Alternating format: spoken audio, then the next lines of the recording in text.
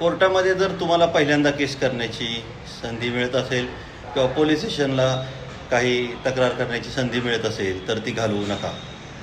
Police आणि न्याय यंत्रणा ही आंधळी असते, म्हणूनच त्याला अंधा कानून म्हटलेलं आहे. त्यामुळे त्यांना काय वाटतं की जो माझ्याकडे पहिला येईल तो पीडित. आणि इथं मात्र नवीनच प्रिझम्पशन, नवीनच ते हे करून ठेवले, परसेप्शन सेट करून ठेवले की बायकोनं पहिली करू द्या, त्यांनी पहिली करू द्या. अरे पहिली त्यांनी केल्यामुळे तुम्ही उत्तरदायी बनता, तक्रार करणारे बनत नाही. त्यामुळं कधीही तक्रार करण्याची संधी घालवू नका. तक्रार करण्याची संधी घालवणं हा आजच्या युगात बदलत्या कायद्यानुसार मूर्खपणा आहे.